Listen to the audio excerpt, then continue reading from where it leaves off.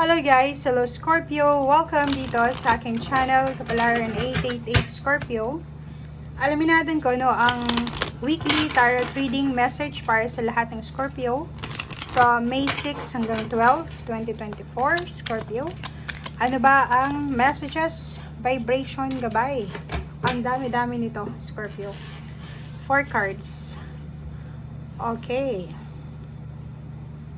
Scorpio, ito ay weekly tarot. So, kailangan mong gamitin ang iyong intuition.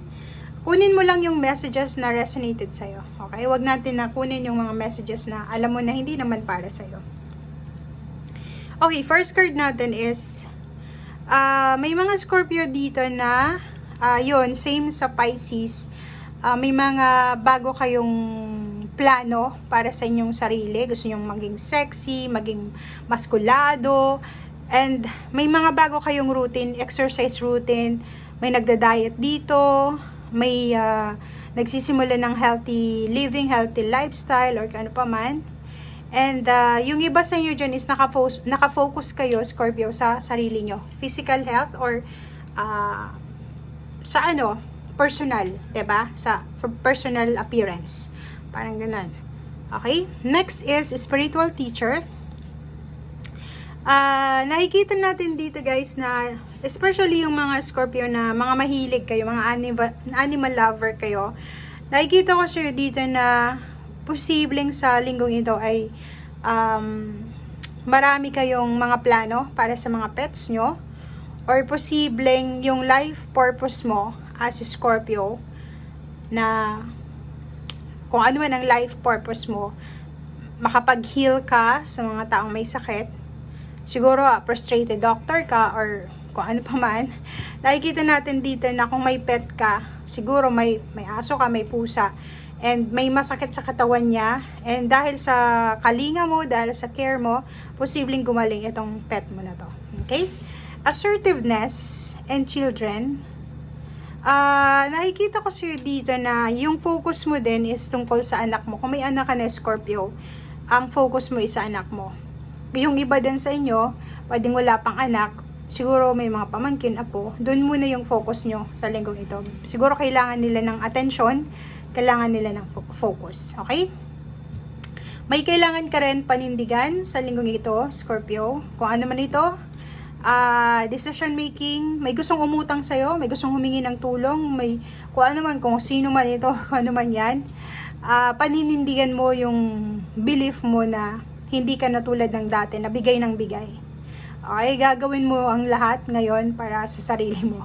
Nakikita ko yung isang Scorpio dito na paninindigan niya talaga yung sarili niya na makapag-ipon siya ng pera. Hindi na siya tulad ng dati na bigay ng bigay. And kasi iniisip niya may trabaho naman. Ngayon ang focus niya is makapag-ipon.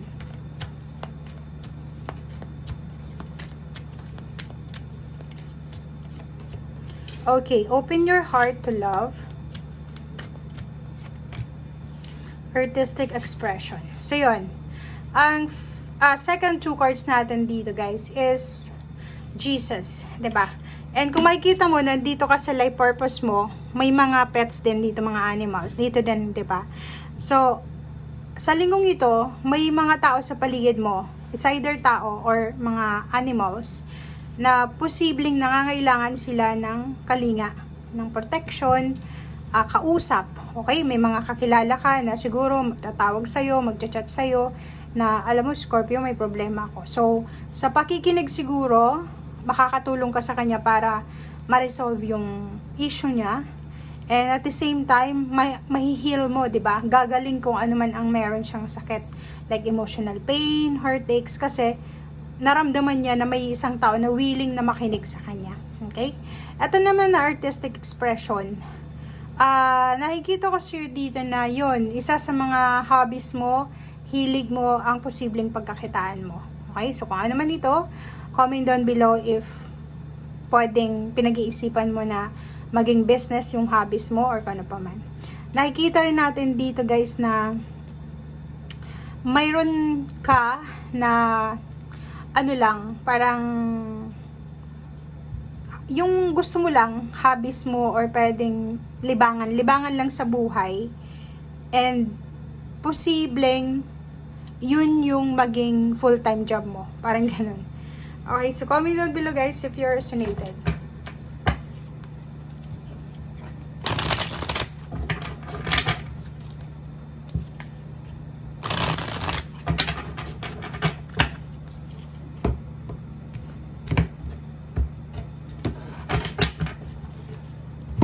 Okay, first card dito, Two of Wands. May decision making ka na kailangan na gawin sa linggong ito. It's either travel, moving on, or mag-i-stay ka sa isang lugar, or lilipat ka sa isang lugar, or sa bagong lugar. It's either mag-i-stay sa Philippines, or pupunta ng ibang bansa, or nasa ibang bansa ka na, gusto mong lumipat sa mas stable na bansa, mas malamig, mas maraming pera, mas secured, parang ganon. So, nandun ka sa, confused ka sa mga posibleng actions or decision making na gagawin mo. And, kailangan mo ng pasensya sa linggong ito, di ba? Kung ano man tong decision making na gusto mong gawin or pinag-iisipan mo, huwag kang gagawa ng decision sa linggong ito na hindi mo siya pag-isipan. Okay? Like, pumasok ka sa hermit mode, pag-meditate ka, bigyan mo ng maraming oras, etong kung ano man to na gusto mong gawin. Okay? Kasi choices yan eh. Choices, decision, option, na kailangan ng pasensya. Okay. 10 of Swords. Nakikita ko sa'yo dito na sa linggong ito, kung may mga pain and heartaches ka na dala-dala, di ba? May mga bagahe ng pagtatraidor, trinaidor ka, binackstab ka, niloko ka, iniscam ka, or kano pa man. Sinasabi ng barahan na may recovery dito sa linggong ito. So, makaka-recover ka. Medyo hindi mo makalimutan. Kasi ikaw yung klase ng tao na never forget ka. Pero nagpapatawad ka, pero hindi mo kinakalimutan. Nakikita ko sa'yo dito, relationship, it's either intimate, family, friends, or kung ano pa man yan. Sinasabi ng bara sa'yo dito na pagod ka na sa pagbitbit niyan, 'di ba? Yung mga pain and heartaches, yung mga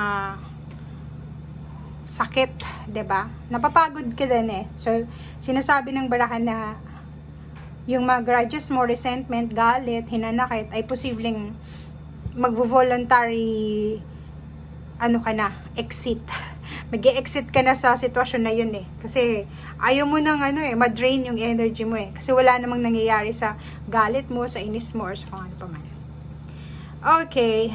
Yung iba sa inyo dito is parang naghahanap kayo ng pwedeng malipatan, naghahanap ng information, naghahanap ng lugar kung saan pwedeng mag-seminar, mag-training, or kung ano pa man. Pwedeng naghahanap ng trabaho yung iba. Yung iba naman is naghahanap ng pwedeng makatulong sa kanila sa pagpaproseso ng papeles, or naghahanap sila ng mga taong pwedeng mapagsabihan nila ng stress na problema nila, or pwedeng yun, 'di ba, sabi ko sa dito, nasa hermit mode ka, naghahanap ka siguro ng liwanag.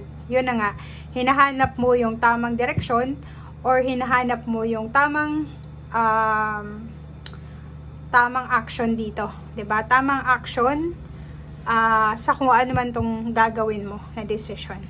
So, iwasan mo lang yung gumawa ng mabilis na desisyon. Yun lang yung sinasabi ng baraha. Make sure na pag-isipan mo ng 10 beses itong plano mo na to. And, yun. Kung makikita mo nandito yung The Sun.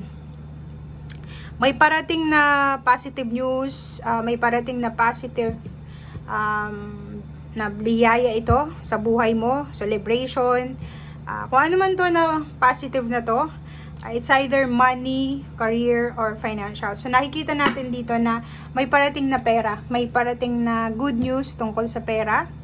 If ever man may pinagdadaanan kang hindi maganda sa ngayon sa usaping pera, makikita mo yung liwanag, di ba? May way out ka na. Basta may good news dito.